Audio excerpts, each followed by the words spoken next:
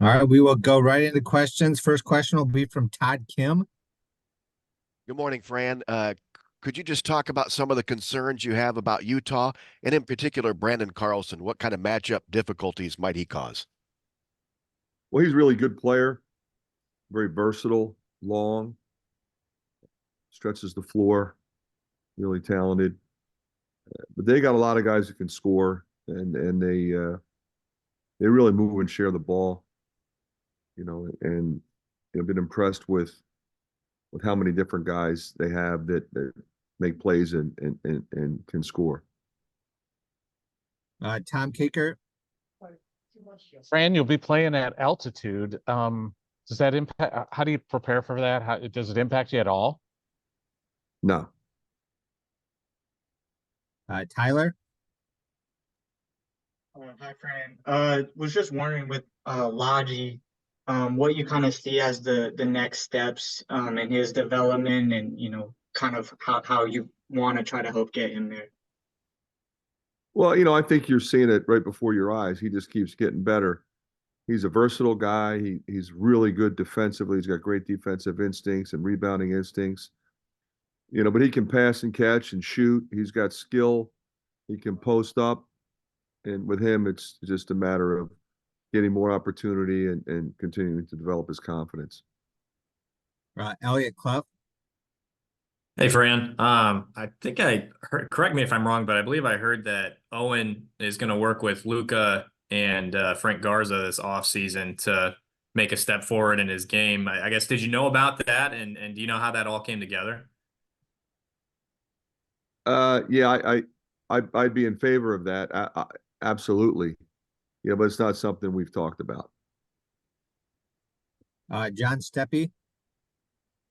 Hi, Fran. Curious your thoughts on DeSante entering the portal, and what's kind of your approach to when you have guys entering the portal while you still have meaningful basketball left to play?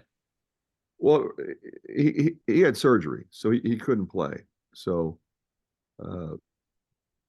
he did not have meaningful basketball to play. He had an operation. Sante Bowen's one of the finest people that I've ever coached in 41 years. And I would do whatever I could to help, whatever I can to help him, find a place that works for him. He's one of my favorites ever. Tyler. I'm just curious with the way that Ben rebounded, last game. Is there anything from an energy standpoint, fundamental, that you see him doing differently in a game like that versus maybe one where he doesn't get as many rebounds?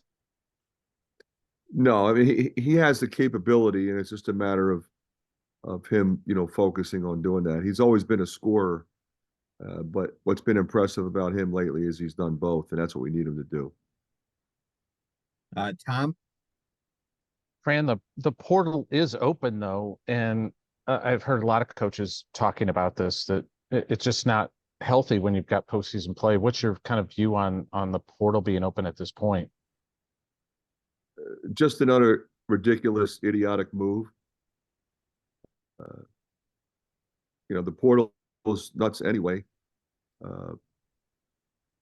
Somehow, some way, we have to figure out that mess, because it's an absolute mess, and it's created by the organization, and it's supposed to make sure that there isn't a mess, and that's what's really disappointing. I think we all can agree that at some level, if you go back, all of the rules originally were written to do one thing and one thing only, and that was to protect the institution. There were no rules that protected the student athlete. Now, it's completely the other way. And I think we can all agree that they're no longer student athletes. They're professional athletes. And that's okay. They deserve to be paid. NIL is a good thing. Everybody thinks it's a horrible thing. It's a good thing. But until we have a two-way street, which is, okay, you get paid, but you have a contract. You can't get paid and be a free agent at every point in time. And that's, just completely idiotic to think that situation would work. So the portal shouldn't be open now. I don't know what went into that thought process, people that have no idea what they're doing. But it's open, and you're right. We deal with it. Elliot? Fran, I think well, Kirk has faced questions about portal and stuff like that, and his thought was that there needs to be like an overall commissioner of the sport. I guess, do you agree with that? Have you put much thought into that? Whatever happens, whatever governing body, if it's a governing person or if it's a governing body, they have to be allowed to govern. They have to be able to make a decision without getting sued. That's part of the problem. The NCAA really can no longer govern because every time they try to make a decision, they get sued. So it's just a broken system. Is that the answer? I don't know. Maybe.